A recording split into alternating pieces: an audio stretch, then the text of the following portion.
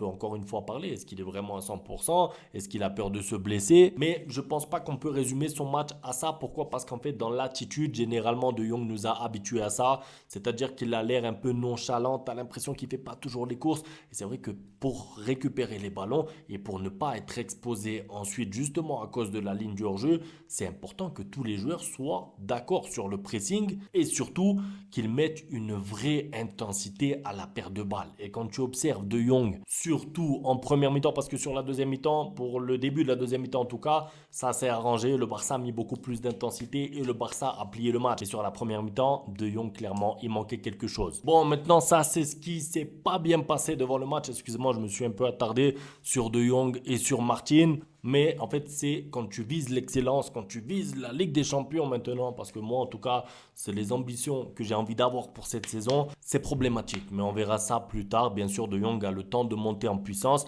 mais il va devoir se mettre au diapason. Si toute l'équipe presse, si toute l'équipe se donne, si Fermin rentre, il faut que De Jong le fasse aussi. Maintenant, parlons un petit peu aussi du positif, parce que, encore une fois, tu mets 5 buts à l'extérieur en Ligue des Champions. Vous allez me dire, oui, c'est une petite équipe en face, peut-être, mais c'est le même tarif pour tout le monde en ce moment. Petite équipe, moyenne équipe, grande équipe, tu tournes à 3, 4, 5 buts par match. Donc, au bout d'un moment, c'est plus anodin. Moi, je veux bien quand tu mettais 7-0 là-bas en Liga et ensuite tu me disais, on verra contre le Real, on verra contre le Bayern. Je voulais bien vous croire, mais maintenant qu'on a mis 4-0 par-ci, 4-1 par-là, laissez-moi savourer les victoires comme ça en Ligue des Champions à l'extérieur, même contre les faibles. Par contre, Lewandowski, auteur d'un doublé, il aurait pu mieux faire. Je suis limite frustré pour Lewandowski parce que, petite anecdote, il est maintenant à 99 buts en Ligue des Champions. Ça veut dire qu'il lui manquait un but pour atteindre les 100 buts. Bon, c'est son problème, c'est les records individuels, tant pis pour lui, mais il aurait dû être beaucoup plus efficace parce que si je parlais tout à l'heure de la première mi-temps qui a été globalement ratée du Barça,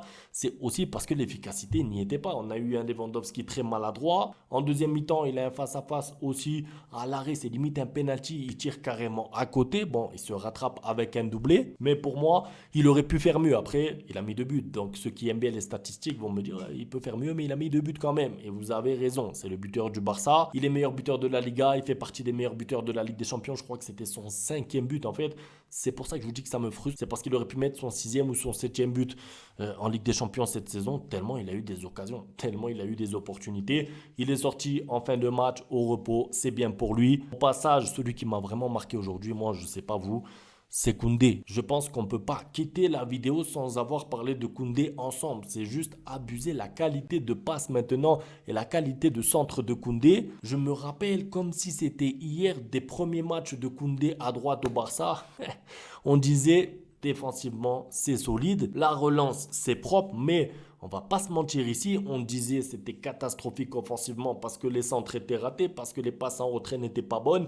Et c'est là que tu vois aussi le progrès d'un joueur comme Koundé, le travail d'un joueur comme Koundé, parce que maintenant il a eu quoi? 4, 5 possibilités de centre, elles sont à chaque fois millimétrées dans les pieds. Une fois sur Lewandowski, tiens, caviar. Une fois en retrait, je crois que c'est pour Rafinha. Une fois pour Fermin Lopez, je veux dire, il fait 3 passes décisives dans le match. C'est un arrière droit qui à la base, quand même, je le rappelle, était défenseur central. Il est reconverti arrière droit. Il fait plus que dépanner puisqu'il s'est clairement imposé à ce poste-là.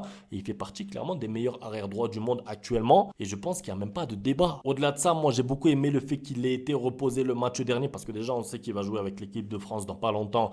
2 matchs, on connaît Deschamps, mais surtout tu vois la fraîcheur dans son jeu. Ça veut dire que s'il y a bien un joueur qui sortait du lot aujourd'hui, c'était Koundé à droite. Évidemment, c'est pas le seul. Rafinha a encore été décisif. Il est passeur décisif une fois pour Inigo Martinez. Il est buteur. Il fait une frappe sur le poteau qui revient sur Lewandowski. Le match globalement de Rafinha est bon. Il y a juste lui aussi un petit manque d'efficacité sur la première mi-temps. Il est tout seul. La passe de Lamine Yamal. Je suis frustré pour Lamine Yamal. Franchement, j'ai fini ce match.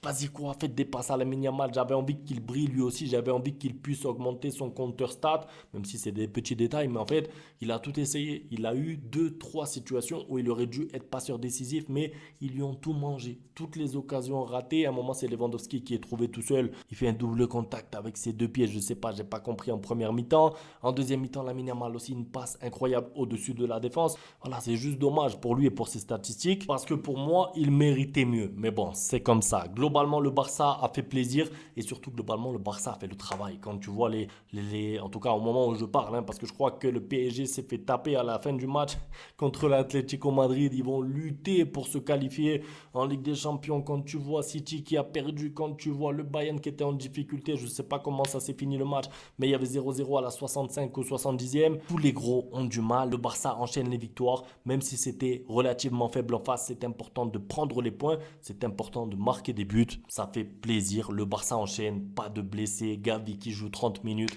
Il y a plein de choses positives aujourd'hui. C'est tout pour la vidéo. C'était pour revenir sur ce match. N'hésitez pas, hein, si j'ai abusé sur Martin ou sur De Jong, dites-le moi dans les commentaires. Mais voilà, moi ça m'a marqué. En tout cas, surtout sur la première mi-temps. Un grand merci pour le soutien. Comme d'habitude, on se retrouve demain pour la note aux joueurs. Ciao.